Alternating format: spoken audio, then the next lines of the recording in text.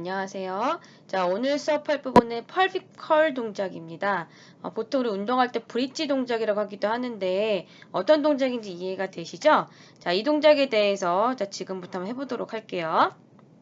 자, 목차는 다음과 같습니다. 처음에는 운동 방법에 대한 설명을 드릴 거고, 그 다음에는 이제 표적의 근육이 어떤지, 그 다음에 동반되는 근육이 어떤지, 그 다음에 테크닉 지침을 좀 간단하게 설명을 드리고, 운동 포커스를 어디에 맞춰야 할지를 좀 보고요.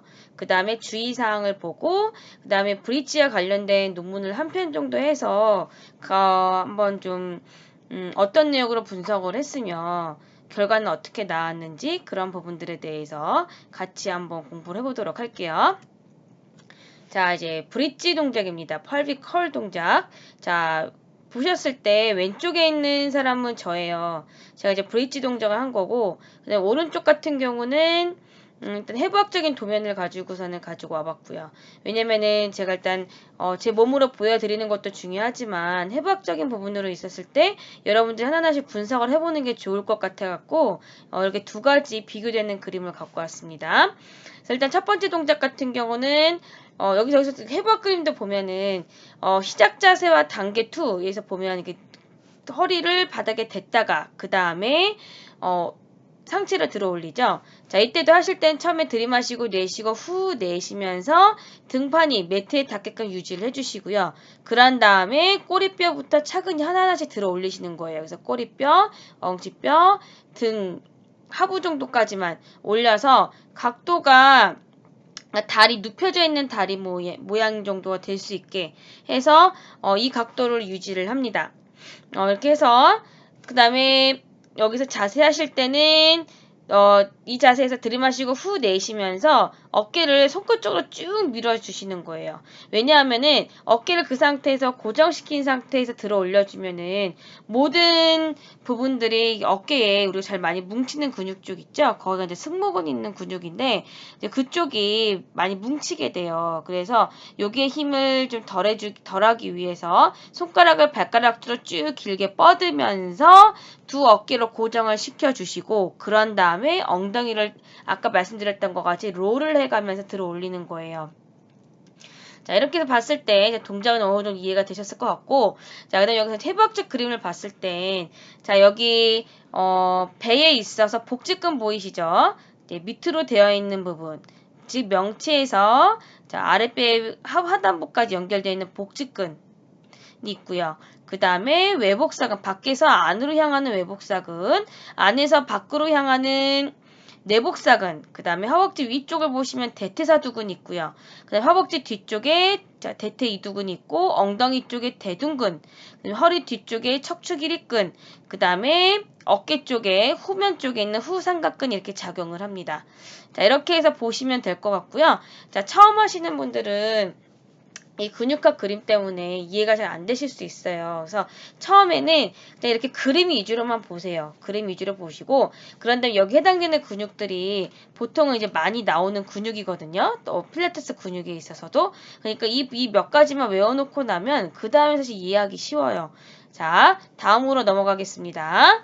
이때 해당되는 표적 근육은 아까 배에서 명치까지 향했던 척추 긁은 척추를 이렇게 접히면서 롤하면서 할 수 있는 복직근, 그 다음에 밖에서 안으로 향하는 외복사근, 안에서 밖으로 향하는 내복사근, 그 다음에 전방의 척추의 앞쪽을 안정화시키는 근육은 복행근, 배에서 횡으로 되어 있는 근육이고요.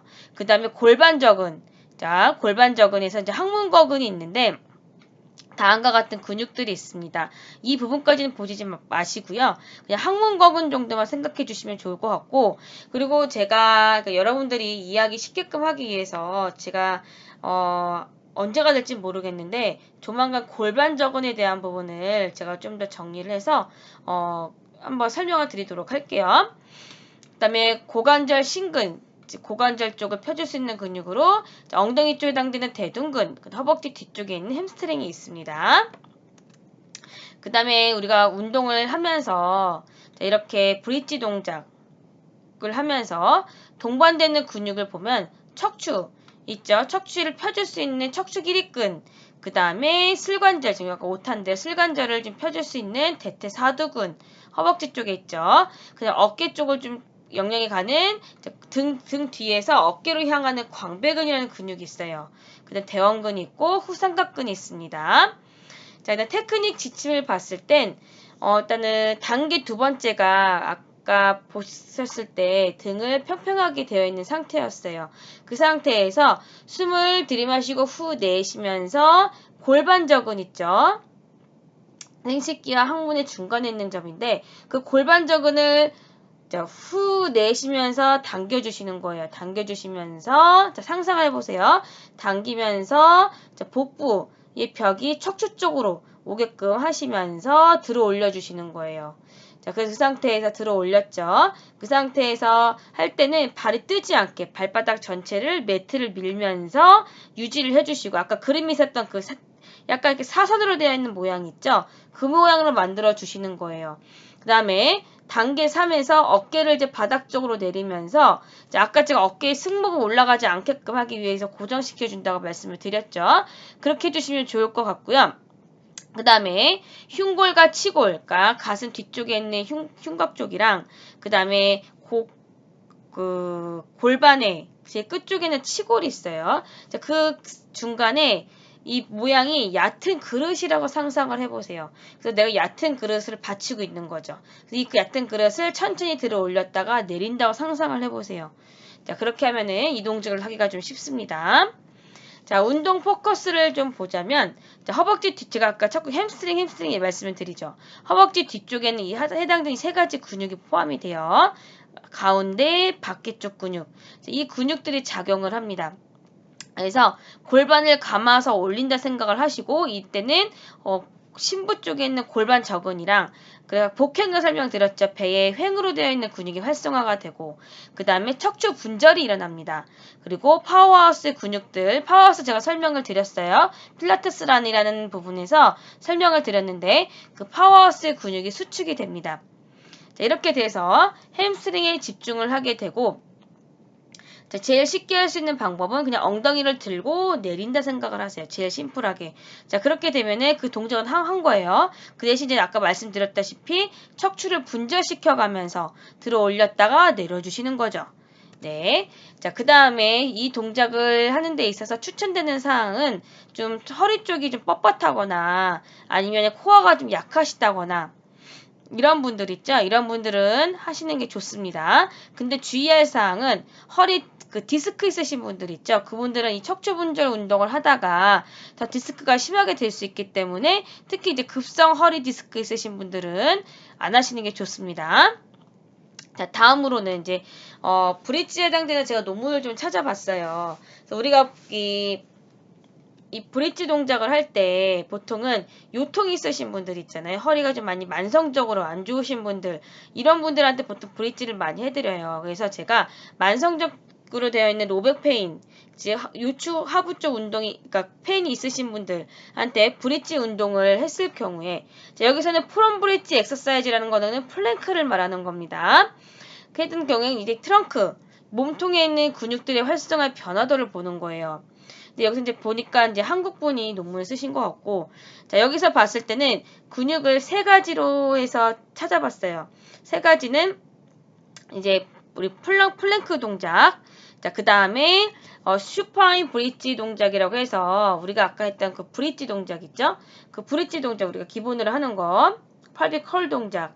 그 다음에 짐볼 위에다 발을 올려놓고 그 상태에서 브릿지한 동작 이렇게 세 가지 동작을 보면서 여기에서 배에 있어서 복행근이나 그다음 배 밖에서 안으로 향하는 외복사근, 안에서 밖으로 향하는 내복사근, 근데 근육의 활성도를 봤어요.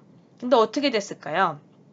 우리가 생각하기에는 이 짐볼을 이용해서 했던 브릿지 동작이었을 경우에 근육의 활성도가 높게 나타났을까 생각을 하잖아요. 아니에요. 여기서 나온 결과를 보면은 플랭크 동작 있죠?